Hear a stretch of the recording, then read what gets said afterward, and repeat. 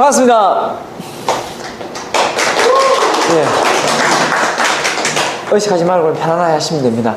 자, 오늘 셀프 리더십을 왜 배우는가, 그 이후에 두 번째로 셀프 리더십의 자신감을 키우는 방법에 대한 설명을 좀 드리도록 하겠습니다. 셀프 리더십이 뭔지는 좀 알 것 같은데, 어떻게 하면 그 셀프 리더십 7가지 요소 중에 자신감을 키울 수 있는지, 그에 대한 설명을 좀 드리도록 하겠습니다. 그래서 오늘 자신감을 키우는 키워드는요, 긍정의 힘, 말의 힘입니다.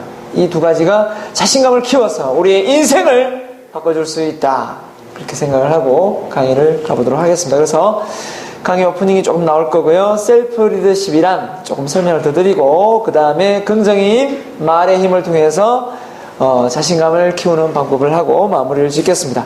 자신감 훈련의 내용이 좀 길기 때문에 좀 잘라서 여러 번 나눠서 말씀을 좀 드리겠습니다. 그래서 우리 셀프 리더십은 몇 가지 힘으로 되어 있죠? 7가지 힘으로 되어 있습니다. 7가지. 첫 번째가 자신감인데요. 그 자신감이 높다, 다른 말로 자존감이 세다, 그죠? 높다. 자존심이 세다는 얘기 아니고 자존감이 높다, 이 말씀이시죠. 그래서 자신감은 어떻게 하면 길러지는지 한번 또 뒤에 내용을 배워보도록 하겠습니다. 하여튼 셀프 리더십 7가지 힘을 배우는 이유는 뭐죠? 지난 시간에 말씀드렸는데요, 우리가 가지고 있는 능력을 밖으로 끄집어내기 위해서 셀프 리더십을 배운다. 이거는 몇 번을 말씀드려도 지나침이 없는 것 같습니다. 자, 이 사람 비 오는데 뭐하고 있습니까? 비 오는데 꽃밭에 물 주고 있습니다. 제정신인가요? 제정신이 아닌가요? 예, 제정신이 아니지요. 결국은 이 사람은 지금 셀프 리더십의 부분에서 자기를 반성하는 시간이 좀 필요한 것 같습니다. 근데 이 사람이 물을 주는 이유는 단지 뭡니까? 기존에 물을 많이 계속 익숙하게 습관적으로 물을 줬다는 거죠. 하지만 지금은 환경이 바뀌었습니다. 이제 안 줘도 되는데 그 물을 주고 있는 거죠. 이런 것처럼 우리의 생활 습관 중에 그런 내용들이 많습니다. 이런 부분에 대해서는 아마 나중에 자기관리 영역에서 제가 많이 좀 다루도록 하겠습니다. 그래서 아인슈타인이 말했죠. 과거와 똑같이 생각 행동하면서 다른 사람이 되기를 원하는 사람은, 아인슈타인이 말했다고요? 정신병자예요.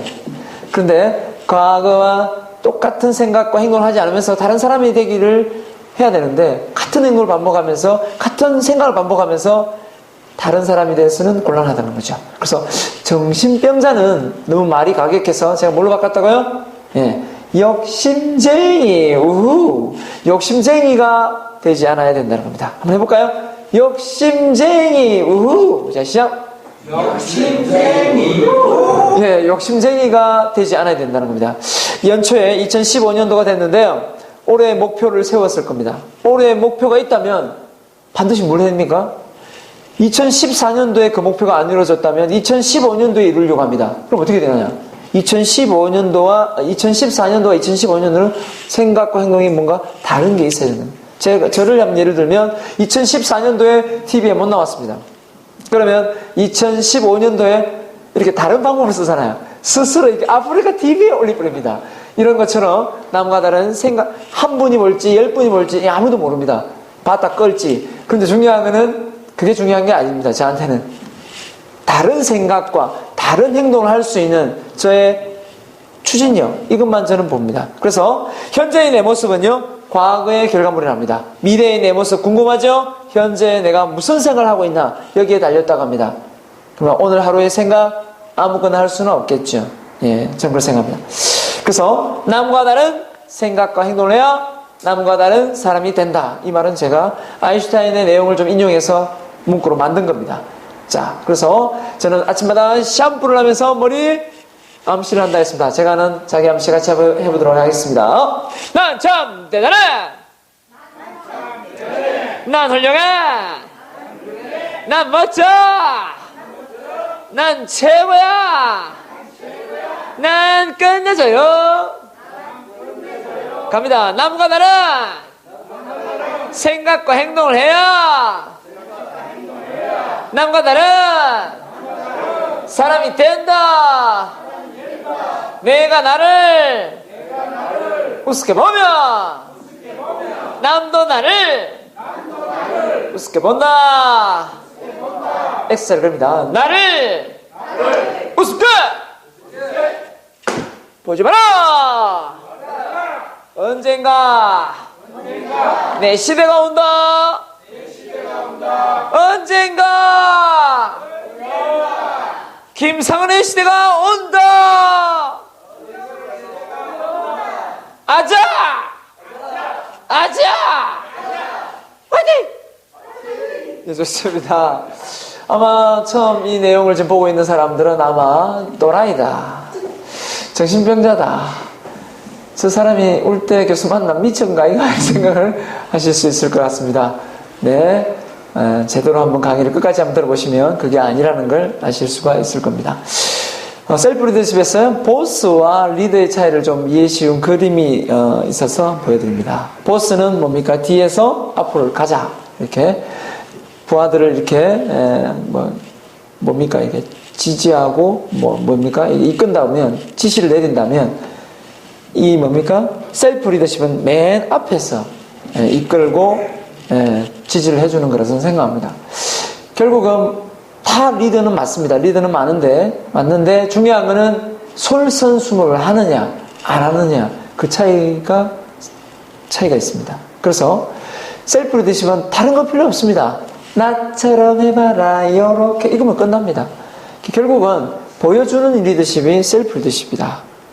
저는 그렇게 보기 때문에 보스하고는 차이가 있다. 그래서 셀프 리더십을 가장 좋은 예로 많이 보여주는 게 미켈란젤로의 그 벽화입니다. 미켈란젤로가 72살에 시스티나 성당을 이렇게 벽화를 그리는데 아주 구석진 곳에 벽화를 그리면서 목이 막 이게 삐뚤어질 정도로, 허리가 굽을 정도로 그렸답니다.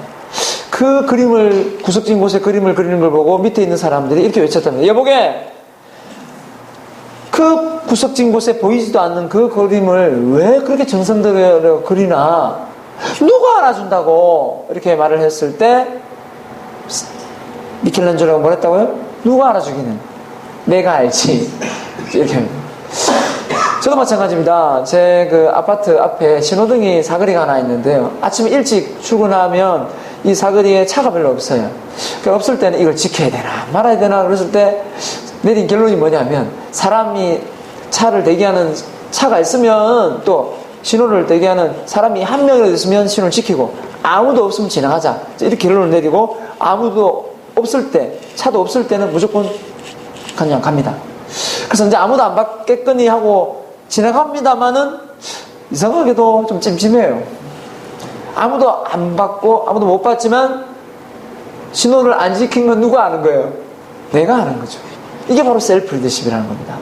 그래서 미안함이 들면 안 해야 되는 건 맞는데, 그래도 제가 내린 결론은 뭡니까? 융통성이 기발해야 되니까, 융통성이 있어야 되니까, 그죠? 네. 그런 부분이 좀 캥기는 부분도, 내가 셀프 리더십을 안 했다면 그런 생각까지도 아마 못 했을 겁니다. 근데 또 너무 또 융통성 없게 하는 것도 문제가 되겠죠. 그래서는 차가 없으면, 아무도 안 지나가면 새벽에는 그냥 지나갑니다. 자, 그래서 셀프 리더십은 저는 이런 것이라 생각합니다. 누군가가 남을 이끈다고 다 셀프 리더십은 절대 아닙니다. 이거죠. 나는 홀몸이 아니다, 이렇게 말을 하면요, 나는 홀몸이 아니다. 맞습니다. 부모가, 그쵸? 아이를 임신을 했을 때 나는 홀몸이 아니죠. 이 말이 아닙니다. 제가 셀프 리더십에서 말하는 나는 홀몸이 아니다는 말은 바로 이 말을 뜻합니다. 노무현 대통령이 기정연설을 하는데 뭡니까? 보세요. TV 잡니다. 이 사람이요. 주무시거든요? 본인은 잠이 와서 주무실 수 있어요. 잡니다. 이 TV에 가지고. 머리에 뒤집어져가지고. 어떻게 사진이 찍혀져 있는데요. 이 사진을 어떻게 구해봤습니다. 보니까요, 사실 노무현 대통령한테 많은 영향력을 주는 거죠. 어떻게 보면 대통령 욕먹이는 겁니다. 그렇지 않습니까? 본인은 잠이 와서 살 수도 있지만 나라 대통령을 뭡니까? 욕먹는 거예요. 북한 김정은이 알았으면 바로 숙청시키고 뭐가지 날아갈 수도 있습니다. 총살을 맞을 수도 있어요. 우리나라니까 이게 참는 거죠.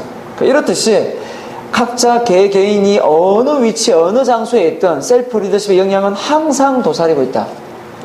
꼭 남 앞에 서서 리드를 해야만 영향력을 주는 건 아니다. 꼭 기억을 하셨으면 좋겠고요. 자, 그래서 이런 말을 많이 묻습니다. 꽃이 왜 아름다우냐? 라고 물으면 많은 사람들이 예뻤어. 향기가 났어. 빨리 지니까. 예, 이제 우리 회원님들 입에서 막 건질건질하죠? 답을 막 주고 싶죠? 꽃이 아름다운 이유가 뭐라고요? 말씀하세요! 법정선이 하신 말씀, 뭡니까? 그렇죠. 내 마음에 꽃이 있기 때문입니다. 역시 우리 회원님 대단하십니다. 근데 아직까지 많은 분들이 잘 모르십니다. 왜냐하면 그냥 꽃이 진짜 예뻐서 예쁜 줄 알죠. 내 마음에 긍정의 꽃을 피우지 않으면 절대 꽃은 예쁘지 않습니다. 아들이, 딸이 시험을 개떡같이 쳐왔는데 누군가가 예쁜 화분 꽃 선물해보세요. 그 꽃이 예쁜가요? 절대 예쁘지 않습니다. 그래서 이런 말이 나오는 겁니다. 내 마음의 정원에 꽃을 심지 않으면 계속해서 뭘 뽑아야 돼요? 잡초를 뽑아야 된다. 내 마음의 정원에 긍정을 불어넣지 않으면 뭘 해야 돼요? 계속해서 뭐 나와요? 욕 나오더라요. 욕이 나와요. 그래서는 내 말에서, 내 입에서 욕이 안 나오게 하기 위해서 긍정을 계속 불어넣고 있습니다. 그래서 이런 말이 저는 좋습니다. 자, 감옥하고 수도원의 긍정의 힘입니다. 감옥하고 수도원의 공통점이 있다면 뭡니까? 갇혀 있습니다. 차이점이 있다면 뭘까요? 감옥은 잡혀서 끌려갔고요. 수도원은 지발로 들어갔습니다. 이게 차이죠. 그런데 중요한 건 들어가 있으면서 어떻습니까? 마음의 상태를 봤더니 감옥은 불평을 많이 합니다. 내가 왜 잡혀 들어왔을까? 난 한 놈밖에 안 죽였는데, 나는 1억밖에 횡령 안 했는데, 한 두세 놈 죽인 놈, 한 10억, 20억 횡령한 사람 아직도 안 잡히고 있는데 불평을 하더라는 거죠. 근데 수도원은 자기 발로 들어가서 뭐하고 있습니까? 감사합니다. 감사합니다. 이러고 있습니다. 그러니까 행복을 얻더라는 거죠. 근데 많은 분들이 제가 물어봤습니다. 여러분, 바깥에 계시다가, 직장생활 하시던 바깥에 계시다가 집구석을 한번 들어가 보세요. 집을 들어가면 집이 편안하면서 참 좋다고 생각하십니까? 집을 들어가는 즉시 불평이 막 나옵니까? 막 불평을 하시더라고요. 이러면 집구석 어지럽힌 사람 따로 있고 세운 사람 따로 있나?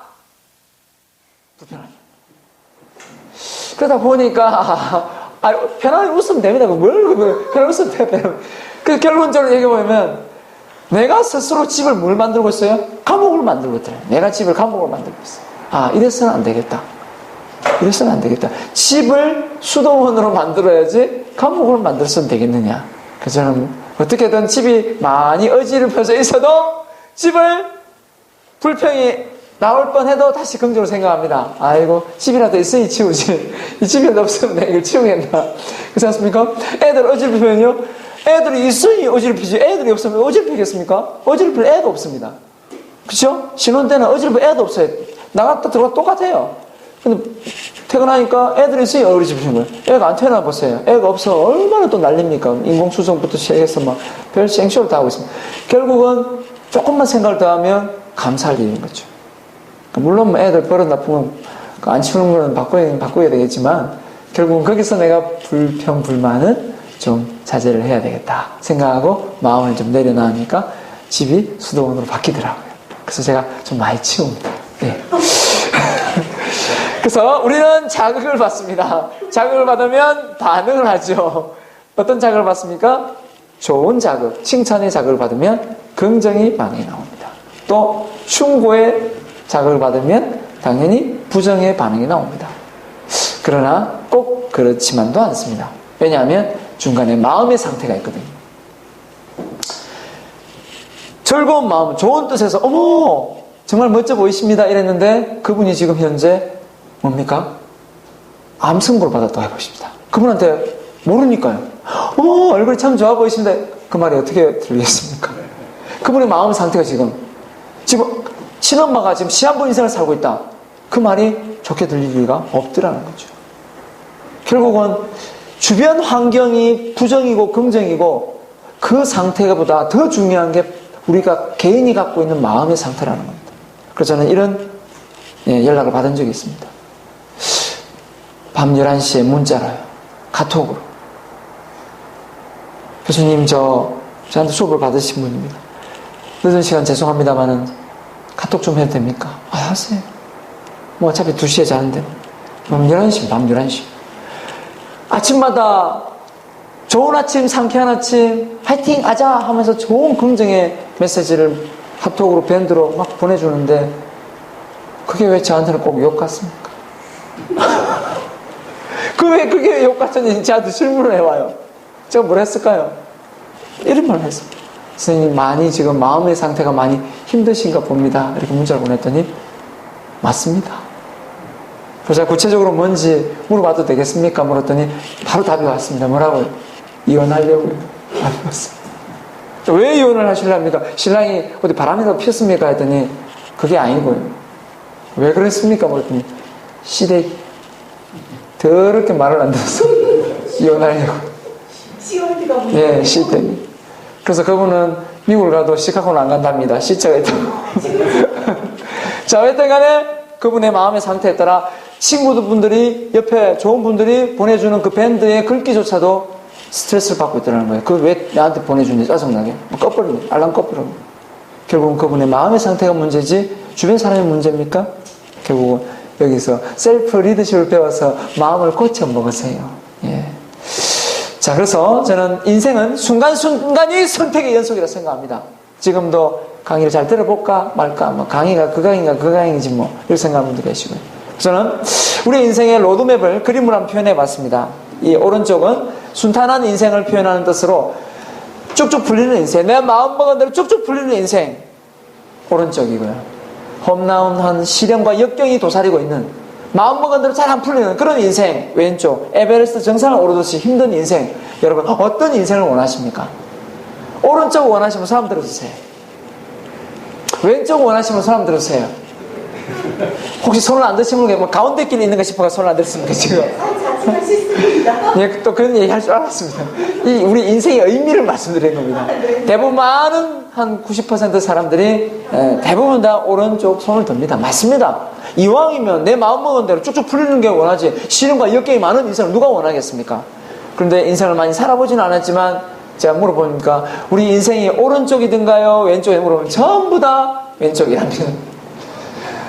자기 인생이 내 인생은 오른쪽입니다라고 말하는 사람 내가 한 번도 들어본 적이 없습니다. 내가 마음먹은 대로 다 풀리던데요. 저는 하나도 걸림돌이 없어요. 문제가 하나도 없어요. 저한테 문제 좀 주세요. 이런 분 한 번도 본 적이 없습니다. 전부 다 힘들다고 야단입니다. IMF 97년도에 계속 IMF가 왔다고 지금 난립니다. 지금 IMF가 언제 가냐고 묻습니다. 제가 봤을 때는 이것도 역시 선택의 문제인 것 같습니다. 우리는 오른쪽 인생은 내 인생에서 없다고 생각하십시오. 한번 외쳐볼까요? 내 인생에서 오른쪽은 없다. 기대도 하지 말자. 기대도 하지 마세요. 그러면 왼쪽 인생을 사십시오. 오늘부터 왼쪽 인생을 사는 방법이 뭔지 아십니까? 바로 이렇게 살면 되십니다. 그 제 많이 듣는 예로 제가 울산대학교에서 셀프 리더십 강의도 하지만요, 리더십 챌린지 과목을 가르칩니다. 그 정원이 140명 정원인데 어떻게 마감이 됐습니다. 근데 학생이 찾아옵니다. 교수님 이 과목 좀 듣고 싶은데 좀 안 되겠습니까? 마감됐다. 다음 학기 들으라. 보냈습니다. 또 찾아옵니다. 교수님 안 되겠습니까? 마감됐다니까? 또 찾아옵니다. 한 20명 왔다 갔습니다. 한 남학생 복학생이 왔습니다. 교수님 이 과목 들으면 안 되겠습니까? 20명 왔다 갔다. 다음 학기 들으라. 근데 그 학생은 가다가 다시 돌아왔습니다. 교수님 저 죄송하지만 군대 가기 전에 이 과목 듣고 싶은데 못 들었습니다. 어떻게 좀 안 되겠습니까? 한마디 더 하더라고요. 네 상황은 제가 알겠는데 미안하다. 다음 학기 들어라. 포기하도록 거절을 했습니다. 나가더라고요. 그러더만 그 학생이 좀 이따 또 들어왔습니다. 그러면서 하는 얘기 뭔지 아십니까? 교수님 정말 죄송한데 그 죄송한 줄 알면 왜 들어오냐. 근데 안 되는 방법 말고 되는 방법은 없습니까? 라고 저한테 질문을 했습니다. 안 되는 방법 말고 되는 방법이 없는지 물어봤습니다. 그 말에 제가 감동을 받았습니다. 네 일로 와봐라. 네 이름이 뭐고 너 내가 교육학과에 전화해 놓을 테니까 네 신청해서 들어라. 네, 전화해 줬습니다. 140정은 더 이상 컴퓨터 입력도 안 됩니다. 전산 바꿔가지고 141명 더 들을 인원 늘려가지고 그 학생 제가 신청해서 듣게 했습니다. 이 학생만큼은 내가 어떻게 해야 되겠다. 역시 마찬가지입니다. 저는 그 학생이야말로 왼쪽 인생을 사는 사람이 아닌가. 아무도 그 정주행 회장을 오른쪽 인생을 산 사람을 얘기하지 않습니다. 무에서 유를 창조한 사람 아닙니까? 동부 앞바다를 보면서 여기다 저선설을 세우리라. 저 노인이 미쳤구나. 이렇게 생각했지 저분이 참 현명하다고 생각을 안 하지 않습니까? 마찬가지입니다. 우리는 상위 20%에 속하는 사람이 될지 80%에 속하는 상위 20%의 사람은 이런 데 오지만요 하위 80%의 사람들은 뭡니까? 이런 데 안 옵니다. 뭐합니까? 타고난 인생을 살아가는 경우가 많습니다. 좀 배우다 말아요. 길게 안 배웁니다. 우리 회원들 지금 길게 안 배워요. 배우다 만나니까요. 여러분은 이미 20% 사람들 드시고요. 이미 왼쪽을 선택하신 거예요. 저는 생각합니다. 여기보다 더 편한 데가 있는데 그 편한 데를 물리치고 여기 오시는 거거든요. 저 그게 너무 고맙고 그런 부분에서 저 역시도 보답을 해야 되겠다는 생각으로 열심히 노력을 하고 있습니다.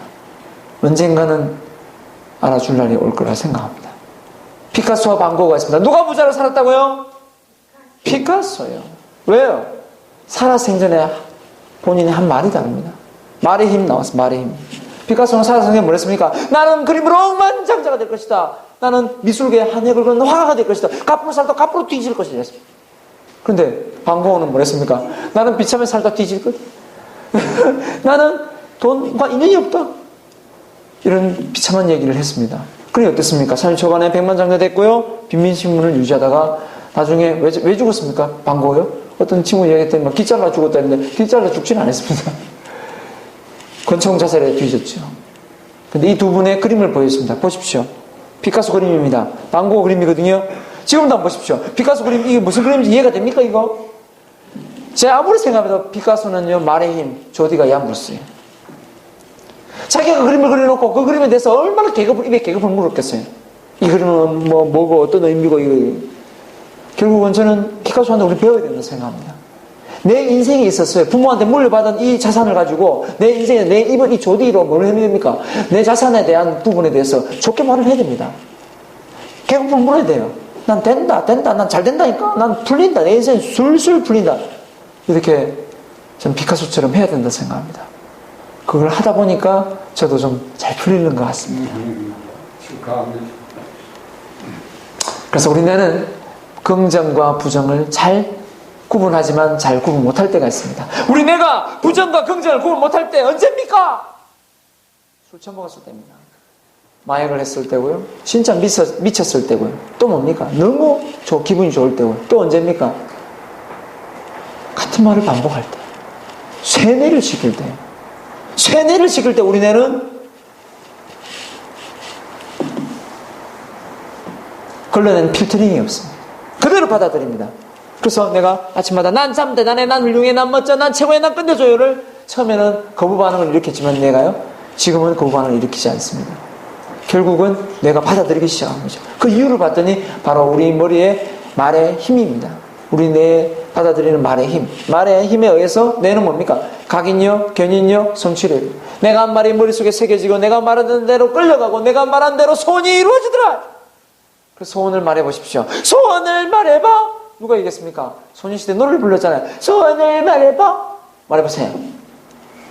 소원 모르겠다. 제가 이런 말씀 많이 드립니다. 하늘에 별똥별이 떠질 때 소원 빌면 이루어집니까? 그 사람들이 글쎄 이루어지는 거 아닌가요? 막 이렇게 얘기하시던데. 이루어질 수도 있고 안 이루어질 수도 있는데요. 이루어지는 사람들 보면 별똥별 떠질 때 소원 빌어요. 근데 안 이루어지는 사람들 보면요. 별똥별 떠질 때 소원을 못 빌어요. 왜요? 3초 내지 5초 만에 떨어지니까요. 빌려 하려 떨어지면 못 빌지. 떨어지고 나서 빌리죠 막.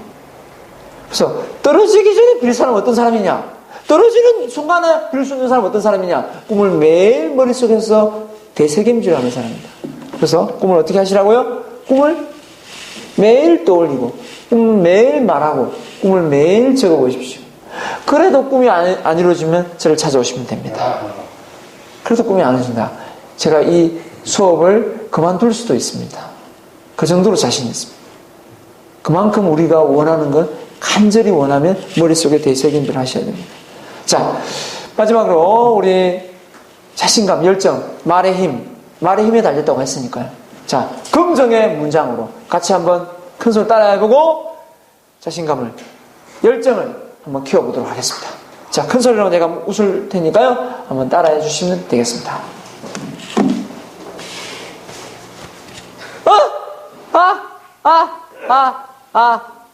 갑니다. 잘 모르신 분을 위해서 이게 만세부선입니다.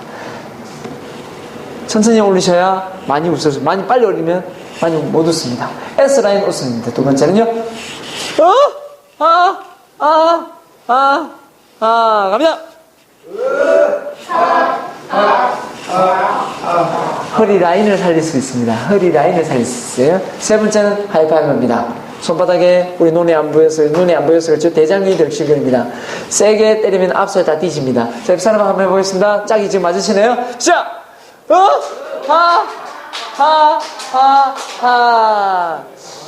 자, 우리 스님 계신데 스님이 참 건강하신 이유가 방금 선생님 쳐보셨지만 선생님 압력이 대단하시죠? 그렇죠? 손에 압력이 대단하시죠? 보십시오. 예, 압력이 대단하십니다. 지금 수천 마리가 지금 죽었어요. 대장균. 예, 자 갑니다. 운명아, 길을 비켜라. 신념의 사나이 김상은이가 나아가신다. 나는 자신 있다. 참으로 자신 있다. 할 수 있다고 생각하면 지금도 할 수 있다.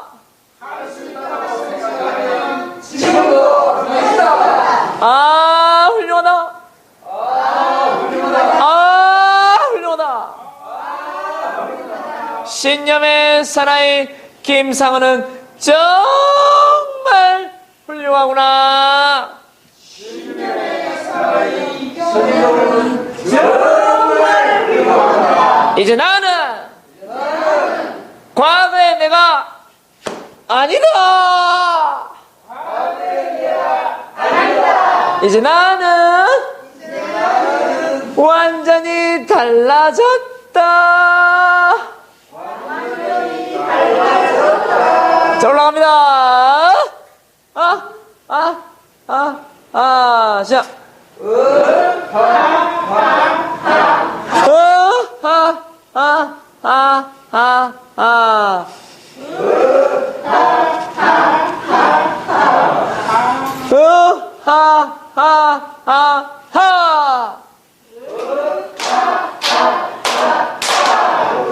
예.